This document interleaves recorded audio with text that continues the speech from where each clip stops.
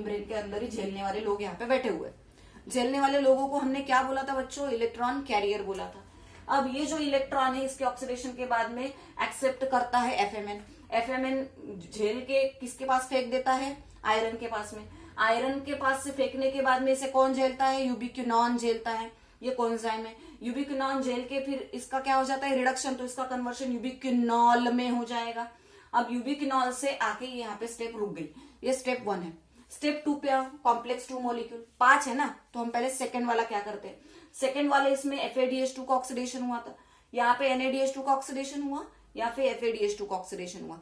Oxidation होके यहाँ पे NADH2 का ऑक्सीडेशन होके क्या बना था? NAD। तो यहाँ पे भी FADH2 का ऑक्सीडेशन होके FAD बना है। ठीक है, किसने करवाया? ये सक्सिनेट डिहाइड्रोजिनेज नाम के कॉम्प्लेक्स ने कराया। सक्सिनेट डिहाइड्रोजिनेज नाम के कॉम्प्लेक्स ने ये सारी प्रोसेस कराई है। और कब होता है ये सक्सिनेट का कन्वर्शन? फ्यूमेरेट में जब होता है तब। ठीक है, तो FAD बना, oxidation FADH2 oxidise and converts into FAD। जब ये ऑक्सीडाइज होता है तो इलेक्ट्रॉन फेंकता है और प्रोटॉन फेंकता है। तो इलेक्ट्रॉन FAD के पास से किसके पास गया? आयरन के पास में। आयरन के पास से कहा गया? यूबिक्विनॉन के पास में। यूबिक्विनॉन से कहा गया? यूबिक्विनॉल के पास में। और ये इलेक्ट्रॉन फिर एक्सेप्ट किया, ऊपर का आया हुआ इलेक्ट्रॉन और नीचे का आया हुआ इलेक्ट्रॉन किसने एक्सेप्ट किया? ये बेचारा लेने के लिए बैठा है, साइटोक्रोम बी लेने के लिए बैठा है। तू भी ला और मैं भी ला, मतलब कॉम्प्लेक्स 1 से भी लिया, कॉम्प्लेक्स 2 से भी इलेक्ट्रॉन लिया। तो ये गया किसके पास? साइटोक्रोम बी के पास। प्रोटॉन जो आए थे वो बाहर घूम रहे हैं। देखो यहाँ से आया हुआ प्रोटॉन 4H और ऊपर से आया हुआ प्रोटॉन ये 4H बाहर, स्पेस के बाहर। ठीक है, अब ये जो है इलेक्ट्रॉन किसने एक्सेप्ट किया? साइटोक्रोम बी ने। साइटोक्रोम बी से आयरन मॉलिक्यूल के पास, आयरन मॉलिक्यूल से साइटोक्रोम 3 के पास, और साइटोक्रोम 3 से लेके गया इसे साइटोक्रोम सी। साइटोक्रोम सी कैसा है? तुम एक जगह पे बैठो, मैं तो घूमूंगा। तो साइटोक्रोम सी क्या करता है? इलेक्ट्रॉन को पकड़ता है और चलते चलते चलते चलते 4th स्टेप पे आता है। देखो 4th स्टेप, ये कॉम्प्लेक्स 4 जहां पे प्रेजेंट है। ठीक है, ये कॉम्प्लेक्स 4 के पास आता है। कौन सा मॉलिक्यूल है? Cytochrome c oxidase. अब ये क्या कराएगा? ये cytochrome c mobile electron transporter, mobile मतलब घूमता है ये, और छोटा सा मॉलिक्यूल होता है। तो ये घूमा और आया, इसने अपने पास का इलेक्ट्रॉन किसे दे दिया? कॉपर को दे दिया। कॉपर ने किसके दिया? साइटोक्रोम ए को दिया। साइटोक्रोम ए से किसने दिया? साइटोक्रोम A3 को दिया।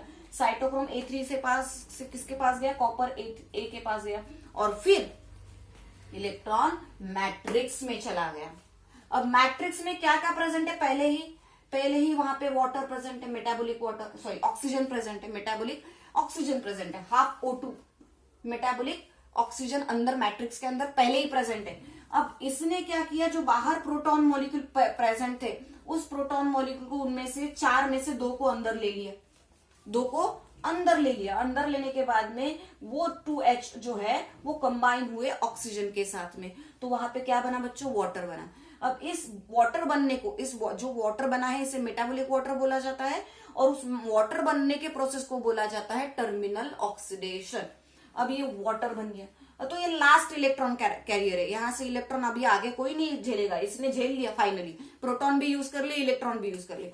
अब बचे हुए प्रोटॉन जो है वो कौन काम में लाएगा? ऑक्सीजोम काम में लाएगा। ऑक्सीजोम ऐसे दिखता है, ये ऐसे, यहाँ पे ऐसे दिखेगा। इसको उठाया तो इसका सर में इसे F1 बोला जाता है, और जो पैर है इसका पोर्शन से F0 बोला जाता है। F0 को प्रोटॉन चैनल बोला जाता है। क्यों प्रोटॉन चैनल? क्योंकि ये प्रोटॉन को पंप करता है। तो बाहर जो पड़ा हुआ प्रोटॉन था, इसने इसको लिया और मैट्रिक्स में ढकेल दिया। अब ये करने का काम इसका था, क्योंकि इसे जरूरत थी, हाइड्रोजन मॉलिक्यूल के अंदर घूमेगा ये, और इसे इसका यूज किया जाएगा आगे कराने के लिए, ऑक्सीडेशन रिडक्शन प्रोसेस के लिए। अब ये जो 1 पोर्शन है हेड के अंदर, वहां पे ATP सिंथेटेज नाम का एंजाइम पहले ही ऑक्सीजन के सर में प्रेजेंट है। वो एंजाइम का यूज करके ये सारी प्रोसेस होने के बाद में इस मैट्रिक्स में ADP और IP बना है। ADP और IP, एडेनोसाइन डाइफॉस्फेट और इनऑर्गेनिक फॉस्फेट, ये बने हैं। और ये दोनों को कंबाइन कराने का काम कौन करेगा? ATP सिंथेटेज कराएगा। इसके प्रेजेंस में ये रिएक्शन होगी और ये दोनों कंबाइन होके ATP बनेगा। और this is the final process of formation ATP, जहां पे हमने इन FADH2 को और NADH2 को निचोड़ के फाइनली क्या बनाया? ATP बनाया। और हमने क्या देखा था बच्चों कि जब एक NADH2 मॉलिक्यूल क्या होता है? ऑक्सीडाइज्ड होता है। तो कितने? एक NADH2 मॉलिक्यूल जब ऑक्सीडाइज्ड होगा इसमें तो कितने एटीपी बनेंगे, 3 एटीपी। तो ये साइकिल में 3 एटीपी बनेंगे। जब एक FADH2 मॉलिक्यूल ऑक्सीडाइज होता है तो उससे 2 एटीपी बनते हैं। ठीक है, तो इस प्रोसेस में हमने क्या कराया है, जो NADH2 और FADH2 बाकी सारे प्रोसेस में बने थे उससे हमने यहाँ पे एटीपी बनाए हैं। और आपको कल मैं एक चार्ट पढ़ाऊंगी, उस चार्ट में कैसे कैसे बनाए हैं वो भी हम पढ़ेंगे, लेकिन आज के लिए इतना सफिशिएंट। Okay, thank you.